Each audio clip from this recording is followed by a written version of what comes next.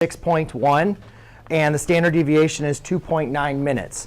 And what they're asking is determine the number of whole number standard deviation that includes all of the data values. So the main important thing, first of all, that we're going to want to do is, as far as determining the standard deviation, is go ahead and label this in order.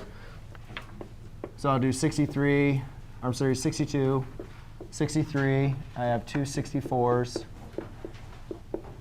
65, 66, 68, 68, 69, and 72. And you just want to make sure when you do reorder your data set, you count them to make sure that you have the same number. OK, very good. Because a lot of times, obviously, we'll forget or miss a number and so forth. So they say that the mean is at 66.1. So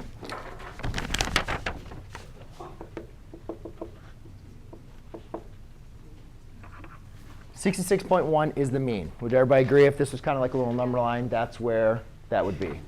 Oh, yes, Richard. Sir. We're good? OK. That's OK. Now what they're saying is one standard deviation is going to be, what was it, 2.9. So to find one standard deviation, what we're simply going to do is add 2.9, and we're going to subtract 2.9 from the mean.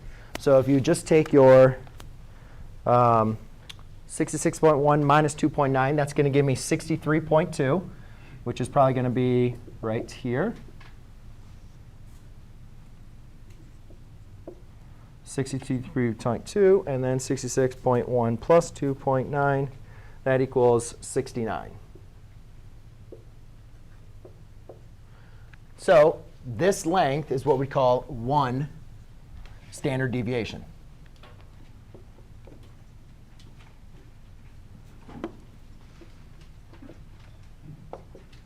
Does everybody see? All I basically did is take the standard deviation, and I added it, and I subtracted it from the mean. OK? Now, does one standard deviation, does that encompass all of the data? No. So we need to find the second standard deviation. So what we're going to do is we're going to add 2.9 again. So 69, so that would be 71.9. And then we'll subtract it again. 63.2 minus 2.9. 60.3. Now, obviously, on this, I'm not really doing a number line. That's, it's not actually correct. But therefore, this is your second standard deviation. Because the question asks, determine the whole number of standard deviations. So they're saying, how many standard deviations is it going to take to include all of the data values, right? So what I'm telling you is one standard deviation is going from the mean, adding the standard deviation, and subtracting the standard deviation. That red is one standard deviation. But when you guys look at one standard deviation,